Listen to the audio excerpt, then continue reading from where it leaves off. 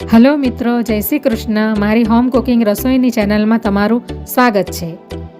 Channel પર નવા હોવ તો જરૂરથી ચેનલ સબસ્ક્રાઈબ કરજો, જેથી મારા દરેક વિડીયોનું નોટિફિકેશન તમારા સુધી પહોંચશે.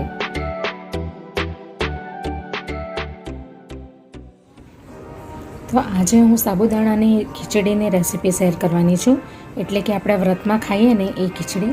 તો એના માટે મેં આ એક વાટકી ભરીને સાબુદાણા લઈ લીધા છે, મીડિયમ સાઇઝના. તો હવે આપણે એને 2 પાણીથી ધોઈ લઈશું.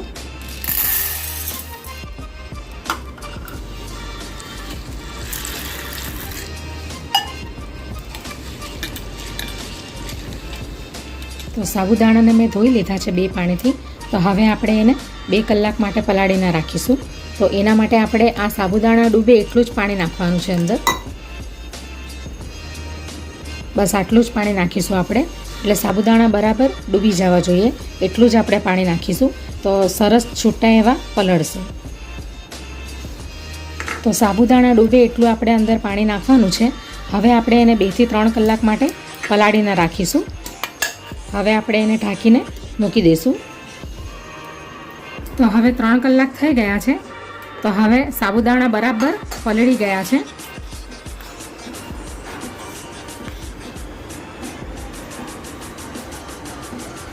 તો હવે આપણે સાબુદાણાની ખીચડી બનાવવાનું ચાલુ કરીએ.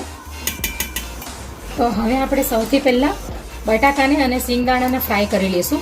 તો એના માટે 2 મોટા ચમચા જેટલું આપણે ઓઇલ નોનસ્ટિક કઢાઈમાં નાખી દઈશું.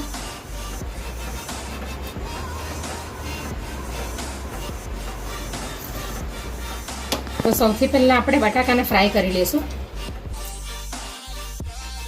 એક મોટું બટાકું મેં લઈ લીધું છે, જેને આવી રીતે મેં કાપી લીધું છે.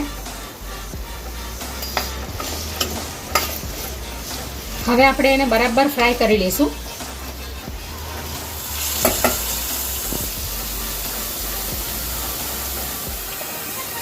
તો હવે બટાકા ફ્રાય થઈ ગયા છે. આપણે એને ચેક કરી લઈશું.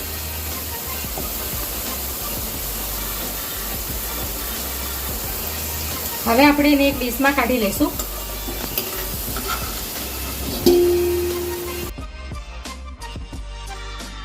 તો હવે બટાકા ફ્રાય થઈ ગયા છે. તો હવે આપણે સિંગદાણાને ફ્રાય કરી લઈશું. તો અડધી વાટકી જેટલા મેં સિંગદાણા લઈ લીધા છે કાચા. હવે આપણે એને પણ ફ્રાય કરી લઈશું 2 મિનિટ.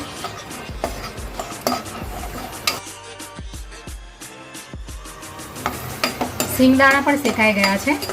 હવે આપણે એને પણ ડીશમાં કાઢી લઈશું.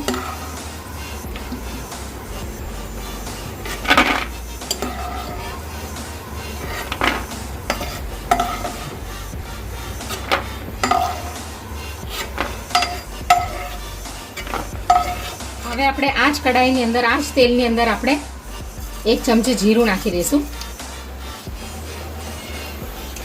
હવે આપણે બીજું ઓઇલ લેવાની જરૂર નથી, આ જ તેલમાં આપણે બનાવી લઈશું. જીરું શેકાઈ જાય એટલે આપણે એની અંદર ઝીણું કટ કરેલું આદું નાખી દઈશું. અને આ 2 નંગ મરચાં લીધા છે તીખા, એ પણ નાખી દઈશું. તીખું ઓછું વધારે તમે કરી શકો.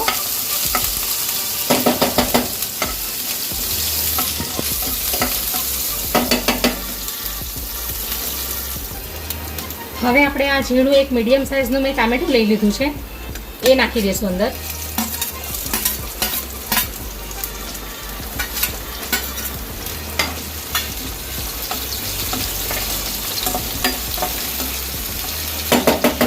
હવે ટામેટા સરસ ચડી જાય એટલા માટે આપણે 1 ચમચી મીઠું નાખી દઈશું. હવે આપણે મીઠું નથી નાખવાનું, બસ આ 1 ચમચી આપણે અંદર સ્વાદ અનુસાર નાખી દેવાનું છે, એટલે ટામેટા કૂક થઈ જશે બરાબર.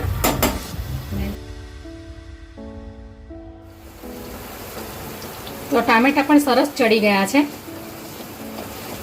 તો હવે આપણે એની અંદર સાબુદાણા નાખી દઈશું. હવે આપણે આ કઢી પત્તા નાખી દઈશું.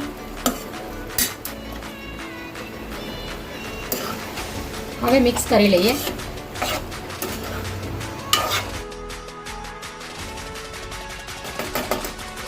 હવે જે આપણે આ બટાકા અને સિંગદાણાને ફ્રાય કરીને રાખ્યા છે એ નાખી દઈશું અંદર. હવે આપણે ફરીથી બરાબર મિક્સ કરી લઈશું. હવે અડધીથી પણ ઓછી ચમચી આપણે મરી પાવડર નાખીશું.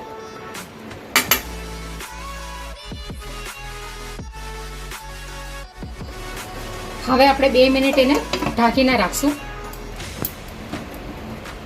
એટલે સાબુદાણા સરસ ચડી જાય. તો હવે 2 મિનિટ થઈ ગઈ છે.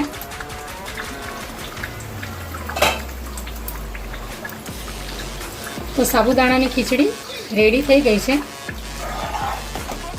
હવે આપણે એની અંદર અડધી ચમચી ખાંડ નાખીશું અને અડધું લીંબુ નાખીશું.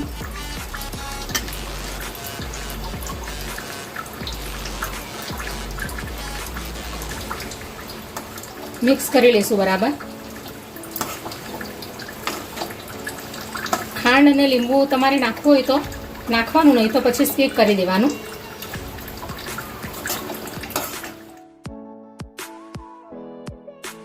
હવે આપણે ગેસ બંધ કરી દઈશું અને આ ઉપરથી લીલા ધાણા નાખી દઈશું. તો તૈયાર છે ઉપવાસમાં ખવાય એવી સાબુદાણાની ખીચડી. હવે આપણે એને ડીશમાં કાઢી લઈશું.